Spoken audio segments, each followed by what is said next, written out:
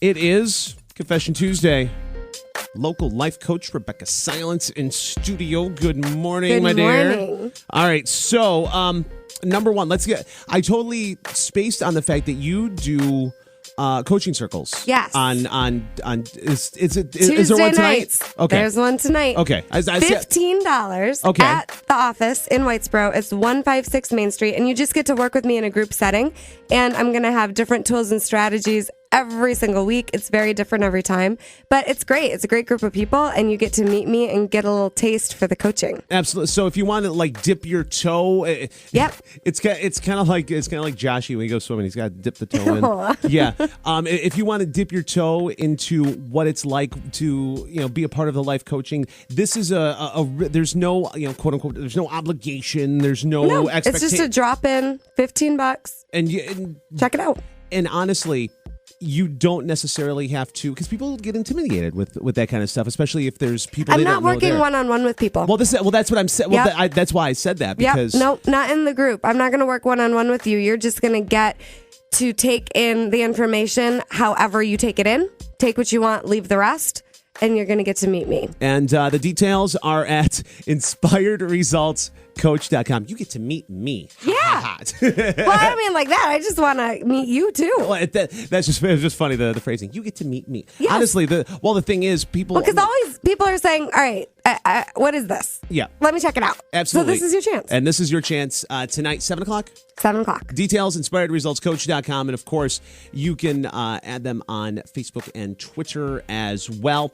How it works here is you go to cnykiss.com and you tell us your story. What's going on in your world? What is your drama? What is in your way? What goal would you like to accomplish? And Rebecca will handle it free of charge and absolutely confidentially here on the radio. That's how we kind of roll here on a Tuesday. Yeah. You ready? Yes. All right.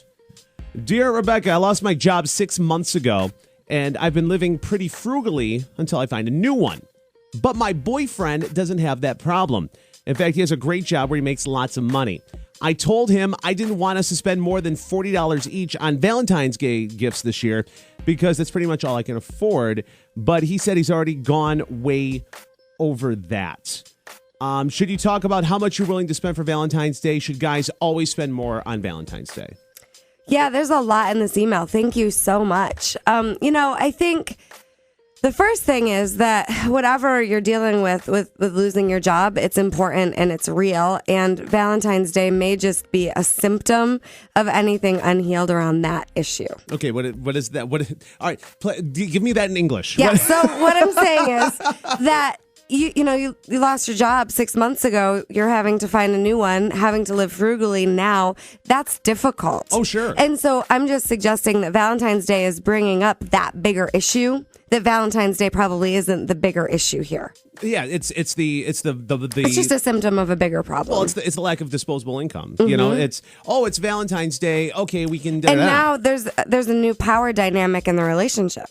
Now, it's not necessarily balanced, or it might not be feeling balanced to the listener who wrote the email. So in terms of should you have these conversations, I love that you brought it up ahead of time. Absolutely. But here's the thing. You don't have control over what your partner wants to do. Right. And we can't make demands and force people to do something and accept the relationship to survive. Right. Every time you use force and think that that's power, you're killing off your relationship a little bit more. Absolutely. So we don't want to try to, impose our will and influence people into doing what we want them to do, or else this becomes a problem. Yeah. So what I would suggest is that you're just really clear about what you're willing to do and about what you're wanting. And then the rest isn't your business. Yeah, and remember what she said. Be very clear. Don't try to Jedi mind trick. Because this is what happened. Mind ninja. No, seriously, this is the kind of stuff that happens, especially around Valentine's Day. Is a lot of passive aggressive, a lot of hinting, and there's a lot of disappointment that goes into it. Sometimes it's tough to have that blunt conversation. But, 5 minutes of an awkward conversation can save a lot of drama on the back end. Well, and it just gives you information, because you might find out this person actually isn't willing to work with you in the way that you're wanting. And that's good to know because guess what? If it's true, that was always the case. So avoiding the conversation for another 6 months or 6 years doesn't change the dynamic that there might be incompatibility here. Right. So it's super important to have these conversations and find out now so that you can next move on, or all right, we need to talk so that we understand each other better here. Yeah, not necessarily the fact that you getting the information may not be what you wanted to hear. It's good that you got that information, and hearing it and realizing it may sting and it may suck. I mean, because what you said is that's good to know. Right. That's after the initial shock of like, oh, okay. But the thing about it is it's real. Right. So like the cameras are rolling. People can see what you don't want to deal with while you don't want to deal with it. It doesn't mean that it's not there. Right? It's real. Yeah. So I'm suggesting that it's always better to have the information. You know, I had this great conversation with my little one last night. We were talking about telling the truth. There were some girls at her school that aren't telling the truth, and then I caught her not telling the truth. Oh. And so we had a nice little conversation about why this is important and what we're teaching people when we lie. And it happens in relationships that people sugarcoat because they want to make the other one happier. It will always blow up in your face. Always. Every time. Absolutely. And you're only responsible for your needs and your half of the relationship.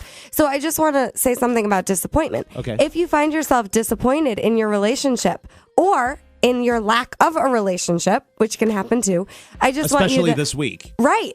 I want you to get that anytime you're disappointed, you have set it up to be disappointed. You have not set yourself up to win, to get what you want. So that doesn't mean use it as ammunition to beat yourself up. But what it means is look at, well, how did I set this up so that I don't set it up again?